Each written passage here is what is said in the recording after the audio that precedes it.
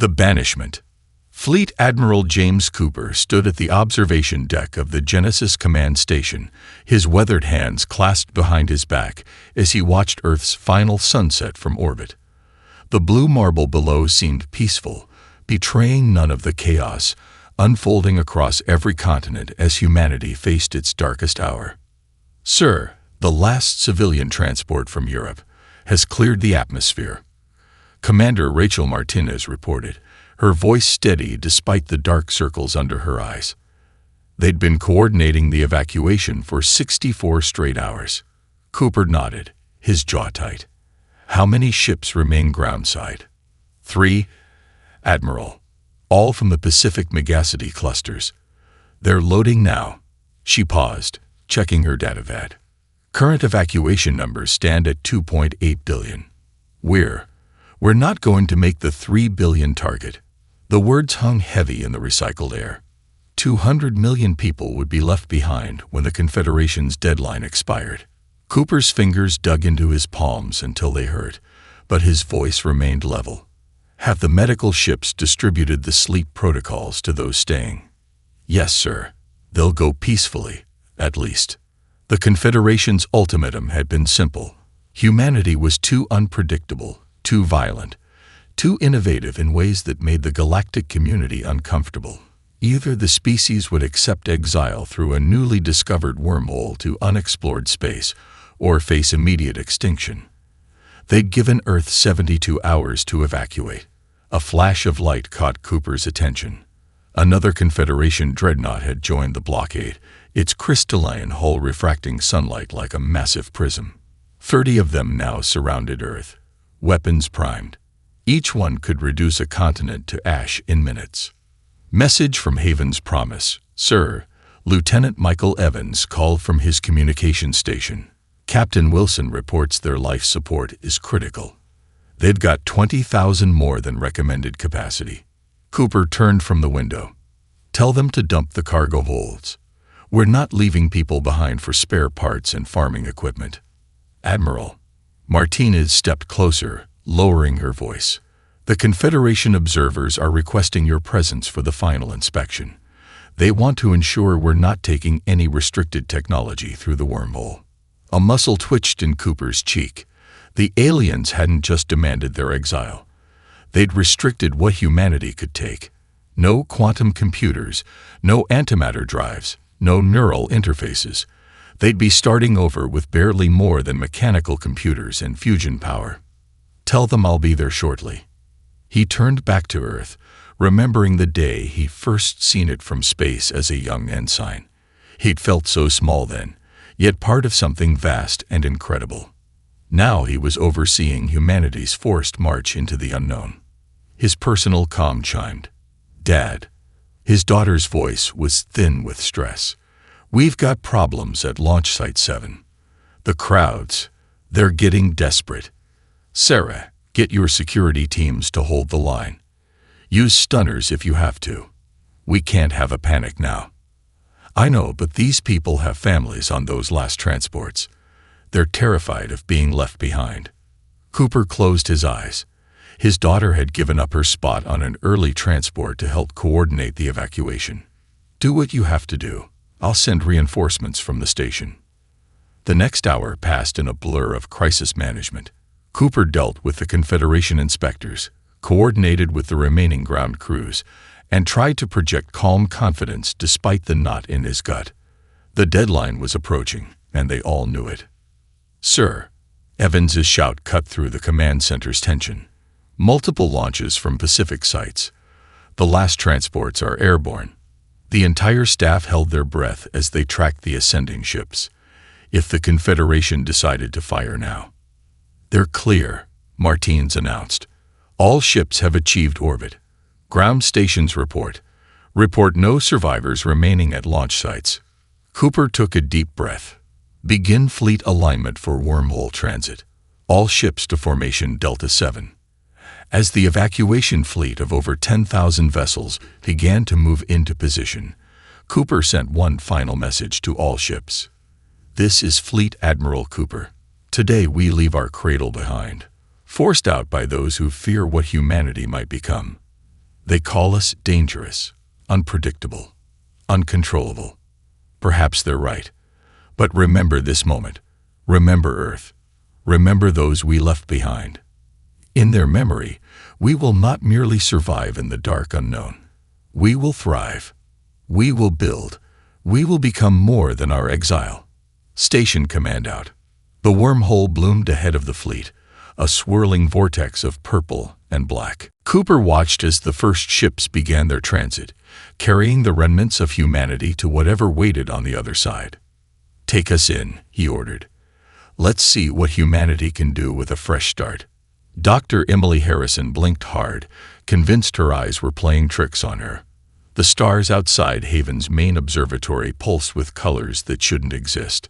Deep purples that seemed to swallow light, blues that rippled like water, and golds that spiraled in impossible patterns.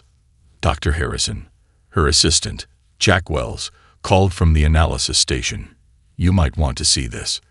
The quantum analyzer is acting strange." She turned from the window just in time to see their million-credit analyzer, one of the few advanced devices they'd smuggled past the Confederation inspectors, start to smoke. The holographic display warped, showing readings that defied physics, before the entire unit exploded in a shower of sparks. "Everyone out," Emily ordered, activating the fire suppression system. As the foam settled, she noticed something odd about her grandfather's old compass, still sitting on her desk where she placed it that morning. The needle was spinning, but with perfect precision, as if following some complex mathematical formula. "Well, that's different," she muttered, picking it up. The device was purely mechanical, no electronics to malfunction. She walked around the room, watching the needle dance. "Jack, get me all the mechanical instruments we can find. And find someone with an old-style watch." 3 hours later, Emily stood before the Haven Colony Council, her evidence spread out on the table. "Every piece of advanced technology is either malfunctioning or giving impossible readings," she explained. "But mechanical devices are working perfectly, better than perfectly. They're showing patterns that suggest this entire region of space operates under different rules." Council leader Marcus Davidson frowned at the data. "What kind of different rules?" "That's the fascinating part." Emily pulled out her tablet, one of the few electronic devices still functioning. "The basic laws of physics seem altered. Quantum relationships that should be random show clear patterns. Gravitational forces fluctuate in predictable waves. It's as if..." She paused, knowing how crazy it would sound. "As if reality itself is more fluid here." "Is it dangerous?" Sarah Cooper, head of colony security and daughter of Fleet Admiral Cooper, leaned forward. "Should we be concerned about structural integrity of our ships? Life support?" "No, that's another strange part. All our basic systems are fine. Fusion reactors, water recyclers, even the hydroponics bays. They're all working at 110% efficiency. It's only the advanced scanning and computation systems that can't handle whatever's happening here." The council chamber's lights flickered, then stabilized. They'd been doing that since the fleet arrived through the wormhole 2 weeks ago. Outside the windows, the strange stars continued their hypnotic dance. "We need to understand this," Emily continued. "I'd like permission to set up research stations across our settlement zone. If we can comprehend these new physics, we might be able to." The ground shook. At first, Emily thought it was another of the frequent tremors they'd been experiencing, but this felt different. The vibrations had a pattern, almost like music. "Report." Sarah barked into her comm unit. "Ma'am, we're detecting massive energy signatures from the northern mountains," a voice crackled back. "They just appeared, like someone turned on a power plant, but bigger, much bigger." Emily's compass needle went wild, spinning so fast it became a blur. The council members watched in shock as their cups of water began rippling in perfect geometric patterns. "I'm going up there," Emily declared, already heading for the door. "Whatever's happening, this is our chance to understand it." "Not alone." Sarah fell into step beside her. "I'll assemble a team." "But Dr. Harrison, What do you think we're dealing with?" Emily paused at the door, looking out at the alien sky. I think we've stumbled into a part of the universe that operates on principles the Confederation never discovered.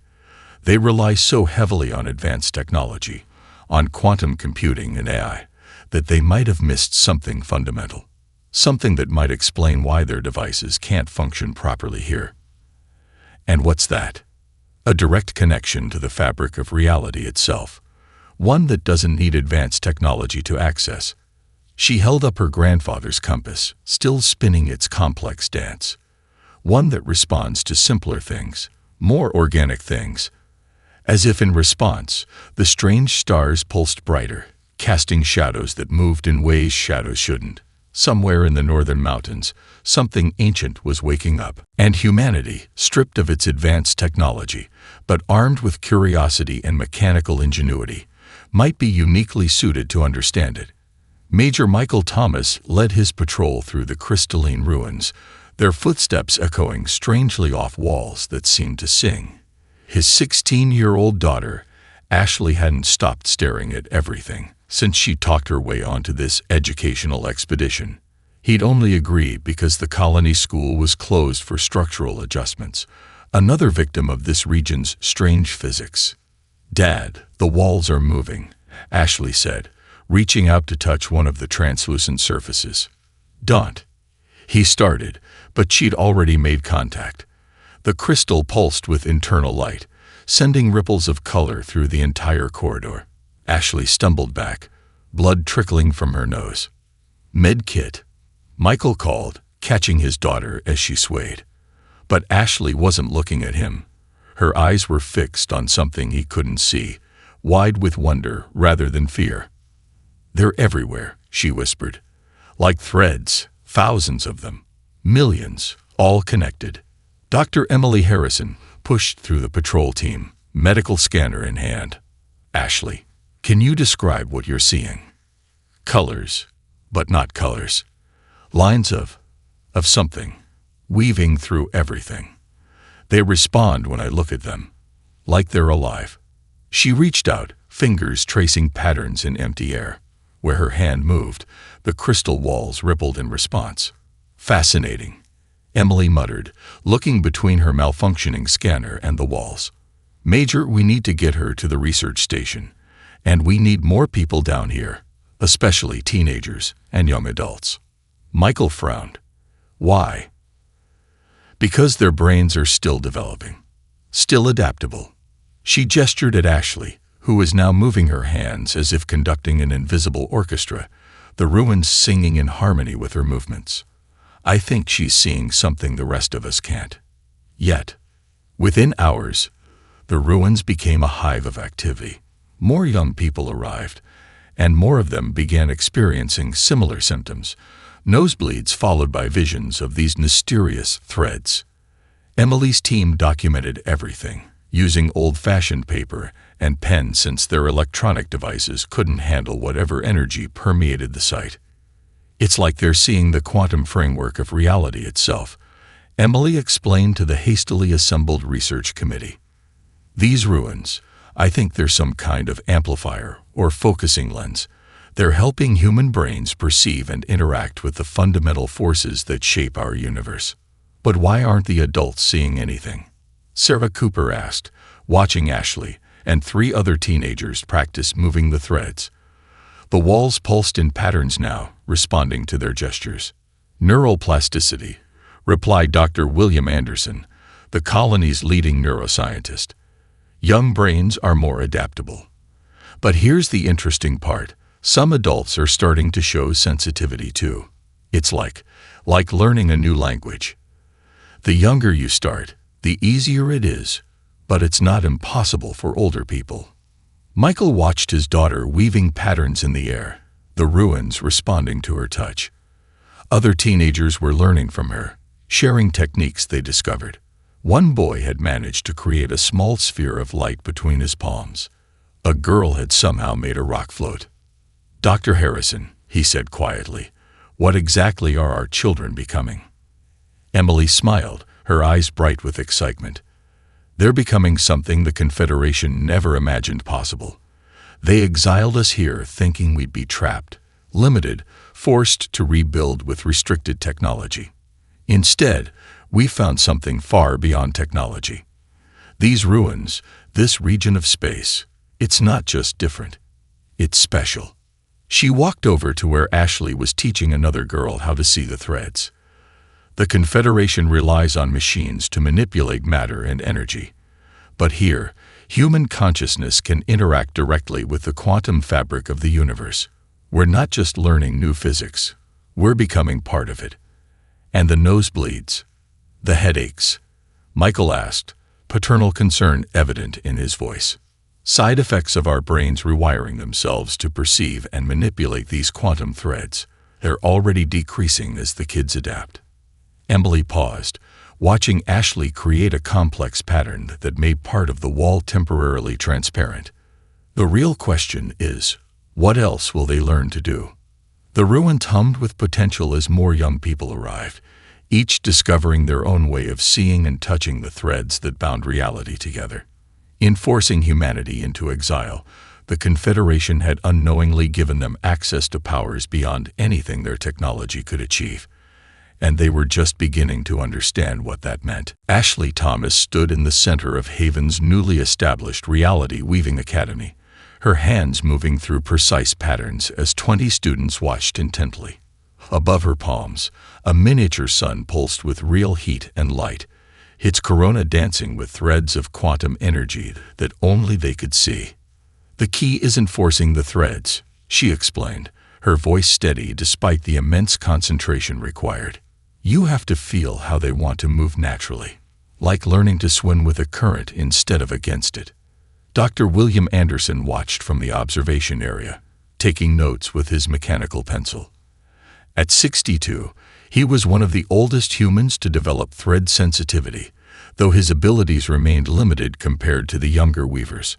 Still, his experience as a physics professor proved invaluable in helping students understand the theory behind their newfound powers. Remember, Ashley continued, carefully unwinding the sun until it dissipated safely. Every thread connects to others. Pull too hard on one, and you might unravel something you didn't mean to touch. Outside the academy's windows, a group of protesters had gathered again. Their signs declared "Keep reality natural" and "Stop playing God." Leading them was Robert Maxwell, former quantum physicist, who claimed that manipulating the universe's fundamental forces would eventually destroy everything. Impressive display, Dr. Emily Harrison said, joining Anderson at his observation post. Hard to believe it's only been 3 months since she first saw the threads. Anderson nodded. She has an intuitive grasp that's remarkable even among the young weavers. Watch how she... He broke off as one of the students gasped. Marcus Chen, a 14-year-old prodigy, had managed to create his own miniature sun. But unlike Ashley's controlled demonstration, his was swelling rapidly, its edges fluctuating wildly. Too much energy. Ashley rushed over. You're pulling too many threads at once. Here. Her hands moved through the air around his creation, carefully untangling the quantum strands he'd accidentally knotted together. The unstable sun slowly shrank until it winked out of existence. Marcus slumped, blood trickling from his nose. I thought I had it. You did, Ashley assured him. You just need to start smaller. Remember what happened when Jake tried to create a gravity well last week? The class chuckled. They'd spent 2 days retrieving objects that had floated up to the colony's dome before the effects finally wore off. Progress report, Emily said quietly to Anderson. How many confirmed weavers do we have now? 317, with another 100 showing potential, mostly under 25. Though we're seeing more adults develop abilities each week. He gestured to his notes. The really interesting part is how their powers are diversifying. Some excel at energy manipulation, others at matter transformation. Young Sarah Peterson can actually see threads extending into possible futures. And the protesters. Anderson sighed, growing more vocal, but still peaceful. They're scared, Emily. This changes everything we thought we knew about physics, about human potential. Change that fundamental always frightens people. The lesson continued as they talked. Ashley had paired the students up, having them practice the basics of thread manipulation. Simple exercises, changing the color of light, adjusting local air temperature, making small objects lighter or heavier. The room filled with multicolored glows and the soft sound of reality being gently reshaped. "We need to move faster," Emily said. "The Confederation scout ship we detected last week means our time of isolation is running out. When they come, and they will come, we need to be ready. These are children, Emily. They're the future of our species. And right now, they're our best defense against whatever the Confederation might plan." She watched Ashley move among her students, making small corrections to their techniques. Besides, they're adapting to these powers faster than we ever imagined possible. It's like humanity was meant to find this place. A cheer went up from the class. Marcus had successfully created a tiny star, perfectly stable this time. Ashley beamed with pride as her student carefully dissolved his creation, following all the safety protocols they'd developed. Outside, the protesters had begun another chant. But inside the academy, reality itself danced to the will of young minds just beginning to grasp their true potential. With each passing day, more humans learned to see and manipulate the quantum threads that bound the universe together. The real question was, what would they do with this power when the time came to face their former oppressors? Lieutenant Commander Kate Rodriguez sat at the helm of the New Horizon, running her fingers over the old-style manual controls that had replaced the ship's original neural interface. The patrol route along the wormhole exit point was usually uneventful, but today something felt different. The strange stars seemed more agitated than usual, their impossible colors shifting more rapidly. Contact. Her sensor operator, James Wilson, called out, "Something's coming through the wormhole." Kate's hands tightened on the controls. Classification. It's Confederation design. Scout class. Crystal hull configuration. James's voice grew tense. "They found us." "Battle stations," Kate ordered, though she knew their retrofitted weapons would be useless against even a scout's shields. "And get me Jessica Myers. Now." The Reality Weaver arrived on the bridge 2 minutes later, looking impossibly young in her modified flight suit with its special threading designed to help channel her powers. "I see it," Jessica said before Kate could speak. "The threads around the scout ship are messy. Their quantum drives are really disturbing the local patterns. Can you hide us?"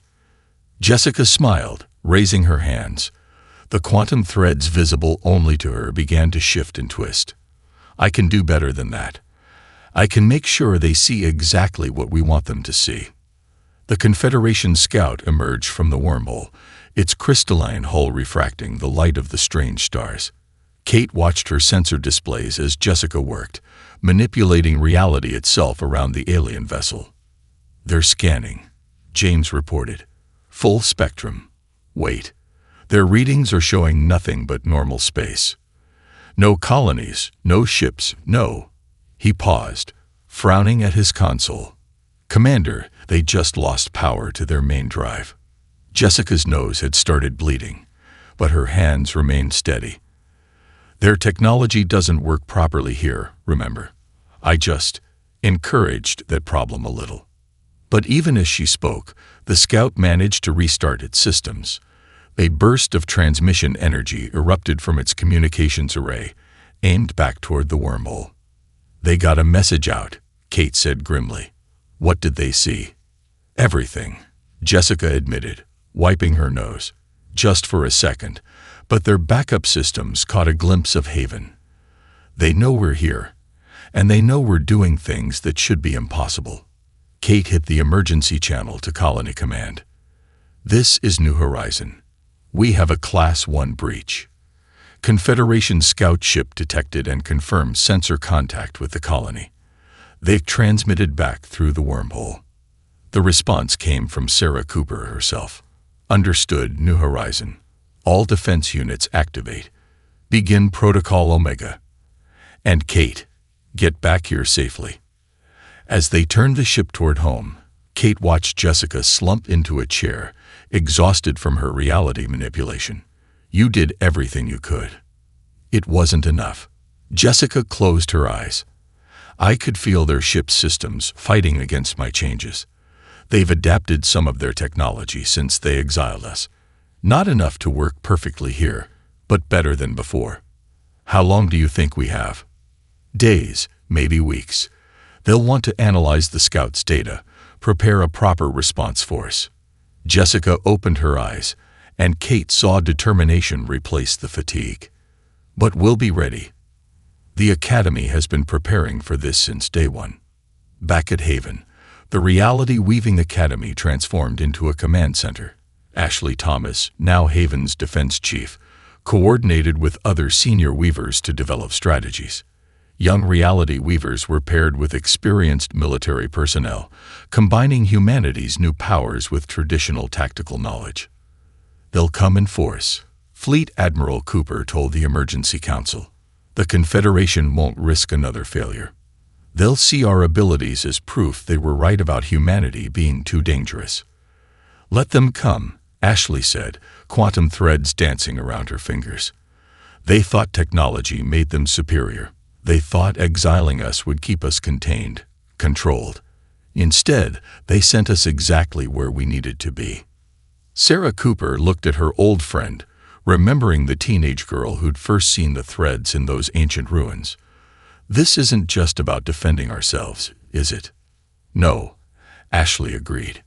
It's about showing them that humanity's potential can't be contained, that what they fear in us, our adaptability, our drive to understand and master our environment, these aren't weaknesses to be controlled.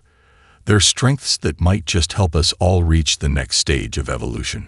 Above Haven, the strange stars pulsed with anticipation as humanity prepared to face its greatest challenge yet. Fleet Admiral James Cooper watched the tactical display as the first Confederation dreadnoughts emerged from the wormhole. Their crystalline hulls blazed like malevolent stars, weapons already charging. Behind them came wave after wave of support ships, forming a battle fleet that could have reduced Earth to ash 100 times over. 37 capital ships.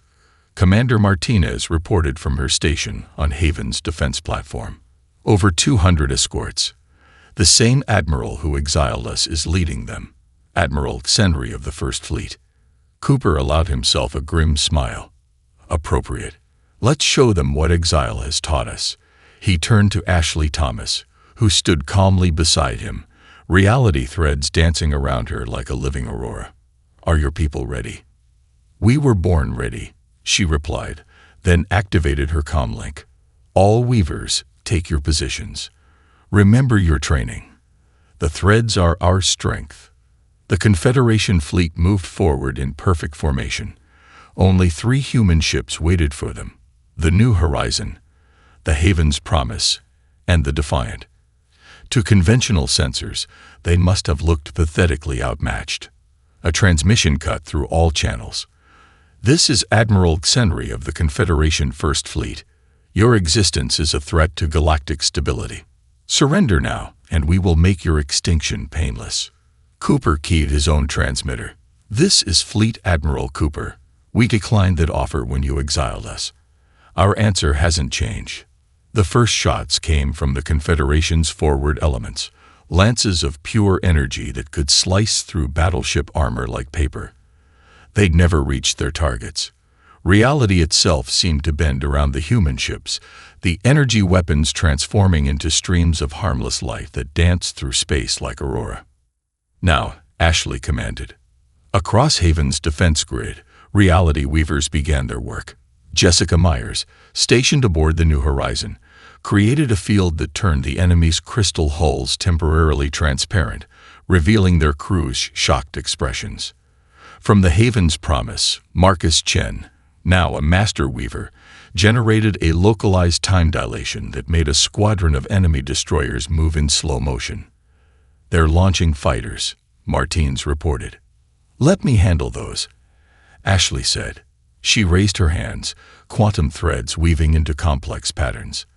The enemy fighters suddenly found themselves flying through space that had become thick as syrup. Some pilots ejected in panic as their sophisticated combat computers went haywire, unable to process the changed laws of physics. The Confederation fleet's formation began to break. Their technology, designed to work with rigid natural laws, couldn't adapt to reality, becoming fluid and malleable. Weapons fired at random as systems malfunctioned. Ships collided as their navigation systems gave contradictory readings. "Admiral Xenri is moving his flagship forward," Cooper observed. "He's going to try to punch through to Haven directly." Ashley nodded to the other Weavers on the command deck. Together, they reached out to the quantum threads that bound reality together. The space around Xenri's flagship began to ripple and twist. The massive dreadnought seemed to fold in on itself, not damage, but transferred into a pocket dimension that Ashley's team had practiced creating for weeks. "Send the message," Cooper ordered. On every Confederation ship's view screen, words appeared, written in threads of light that bypassed all computer systems. "This is not a battle you can win with technology. Reality itself stands with humanity." The flagship reappeared, but now it floated upside down relative to the rest of the fleet, its weapons systems transformed into elaborate crystal sculptures. Admiral Xenri's voice, when it came, trembled with something humans had never heard in a Confederation voice before. "Fear. What are you?" Cooper looked at Ashley, who stood unwavering despite the blood trickling from her nose, still conducting the symphony of reality's transformation. He thought of Earth, of the people they'd left behind, of the long journey that had led them here. "We are what we always were," he replied. "Human beings who refuse to be limited by anyone's boundaries, but our own. You exiled us because you feared what we might become. Now you see what we have become, not through your technology, but through understanding the universe in ways you never imagined." Around them, the battle continued, though it was less a battle than a demonstration. Each attempt by the Confederation fleet to attack was turned into a display of humanity's new mastery over reality itself. Ships were transformed, weapons neutralized, and space itself reshaped, until finally, the mighty armada began to retreat. The age of exile was over. The age of humanity's ascension had begun. The Confederation fleet hung in disarray before Haven's defense line, their once perfect formation now a scattered mess of ships trying to regroup. On the bridge of the New Horizon, Jessica Myers watched her latest reality manipulation take effect. A squadron of enemy cruisers now trailed streams of multicolored butterflies instead of plasma exhaust. "They're preparing another attack run," Kate Rodriguez announced from the helm. "Port sector, coming in fast." Jessica smiled, her hands already weaving new patterns in the quantum threads. "Not anymore, they're not." The attacking ships suddenly found themselves encased in massive soap bubbles, their weapons fire creating nothing more threatening than rainbow ripples across the iridescent surfaces. The crew's frustrated communications filled the general channel as their sophisticated targeting systems failed to find any way to counter such impossible physics. Aboard Haven's command platform, Marcus Chen initiated his masterwork. Months of preparation and practice culminated in his fingers dancing through a complex series of movements. Space itself seemed to fold like origami, creating a mirror dimension that engulfed half the remaining Confederation fleet. "Mirror realm holding stable," he reported, sweat beading on his forehead. "They can see out, but they can't affect our space. Like being trapped behind perfectly clear glass." Ashley Thomas nodded approvingly. Her former student had come far from his early days of unstable sun creation. Time for the final message. Everyone ready. Around Haven, reality weavers coordinated their efforts. Even some of the adult weavers, led by Dr. William Anderson, contributed their lesser but still significant powers to the display. Together, they reached into the quantum fabric of space itself. Stars began to move. Not the strange, color-shifting stars of their exile home, but actual fusion giants, drawn into new patterns through the careful manipulation of space-time. Under the combined will of Haven's weavers, They arranged themselves into a message visible across 3 sectors. Let's take. The effect on the Confederation fleet was immediate. All hostile actions ceased. Even the ships in Marcus's mirror dimension stopped their futile attempts to break free. Admiral Xenri's voice came through again, now completely stripped of its former arrogance. What are your terms? Fleet Admiral Cooper stepped forward on Haven's command deck, but Ashley raised her hand. Let me answer this one, she said. They need to understand exactly what they're dealing with. She opened a channel to all ships, Confederation and human alike. Quantum threads carried her words directly into each vessel, bypassing communication systems entirely. You exiled us because you feared what humanity might become, she began. You saw our potential for change, our drive to push boundaries, and you thought these were dangers to be contained. Instead, you sent us exactly where we needed to be, to a place where reality itself responds to human consciousness in ways your technology never could. She paused, letting the threads create visual examples of human reality, weavers learning, growing, mastering their powers. We could destroy your fleet. We could reshape your ships into abstract art. We could send you so far across the universe that your great-grandchildren wouldn't find their way back. But that's not who we are. Around her, the other weavers added their power to her words, creating a display of human achievements since their exile. New cities rising on Haven, children learning to see the threads, scientists and weavers working together to understand their new powers. We're teachers, Ashley continued. Explorers, dreamers. We don't want revenge for our exile. We want to show you everything we've learned. Your technology is remarkable, but it's limited by its own rules. We've learned to speak directly to the universe itself, to work with reality rather than trying to impose our will upon it. The quantum threads around her blazed with possibility as she made her offer. Let us return to galactic society. Not as exiles, not as subjects, but as teachers. Let us show you how to see the threads that bind all things together. Let us help you understand that the very qualities you feared in us might be the key to the next stage of evolution for all species. Silence filled every channel. In the space around Haven, reality weavers maintained their various effects. Ships in bubbles, the mirror dimension, the message written in stars, waiting for the Confederation's response. Finally, Admiral Xenri spoke again, but this time his voice held something new. Hope. Perhaps, he said carefully, it is time for the Confederation to learn some new tricks. 6 months after the battle at Haven, Dr. Emily Harrison stood before the newly established Galactic Academy of Reality Arts, watching alien students arrive for their first day of training. The crystalline architecture of the building incorporated both Confederation technology and reality-woven structures, a physical symbol of the merger between the old and new ways of understanding the universe. Nervous? Ashley Thomas asked, joining her at the observation window. Now serving as the Academy's chief instructor, she traded her Defense Force uniform for traditional teaching robes that rippled with subtle patterns visible only to those who could see the quantum threads. Excited, Emily replied. Though I have to admit, I never imagined we'd be teaching Confederation species how to manipulate reality itself. Below them, a group of young Confederation students, representing 12 different species, gathered in the courtyard. Their expressions showed varying degrees of anticipation and skepticism.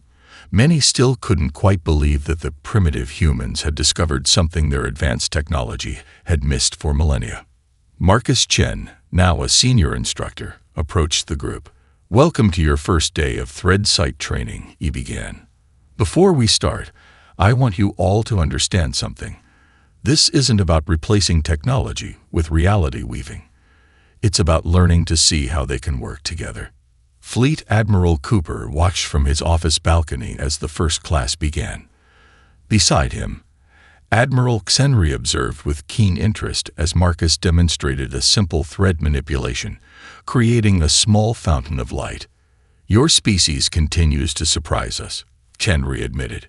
When we exiled you, we thought we were protecting the galaxy. Instead, We nearly deprived it of its next great advancement. Funny how things work out, Cooper replied, smiling as he watched a young Confederation student successfully see the threads for the first time, their bioluminescent skin glowing with excitement. Though I suspect this is just the beginning. In the primary teaching hall, Ashley led an advanced class where human and alien students worked together. Jessica Myers, now her teaching assistant, helped a Confederation engineer understand how reality weaving could enhance their crystal-based technology rather than replace it. The threads have always been there, Ashley explained to the class. Humans didn't create them or discover them first. We just happened to be in the right place, with the right combination of neural plasticity and determination, to learn how to see them. And now we can share that knowledge. Dr. William Anderson, working with the research division, had made breakthrough after breakthrough in understanding how different species' brains could adapt to perceive the quantum threads. It's not about age or technology, he explained to his colleagues. It's about opening your mind to new possibilities. Some species actually have advantages over humans in certain types of thread manipulation. Sarah Cooper, heading security for the new academy, watched the integration with cautious optimism. Hard to believe it's only been half a year since we were preparing for war, she said to her father during their weekly meeting. Now we're hosting students from across the galaxy. That's humanity's real strength, Cooper replied. Not the power to destroy or dominate, but the ability to adapt, learn, and teach others to do the same. As the day drew to a close, Emily found herself back in her original observatory, now part of the Academy's research wing. The strange stars still pulsed with their impossible colors, but now she could see hints of the threads that made them dance. Her own abilities had grown slowly, but steadily, proving that even older humans could learn to perceive and manipulate reality's fundamental forces. A small group of students, human and alien alike, gathered for an evening observation session. Among them was Ashley's daughter, Marie, who at 12 years old could already create complex thread patterns that her mother was still trying to understand. "Look," Marie said, pointing to where the strange stars seemed to twist into new configurations. "The threads are showing us something new. I think they're showing us paths to other places like this one. Other regions where reality works differently." Emily smiled, watching the next generation prepare to push the boundaries even further.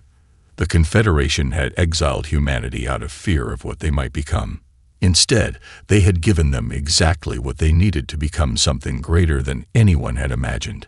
Teachers and guides for the next stage of galactic evolution.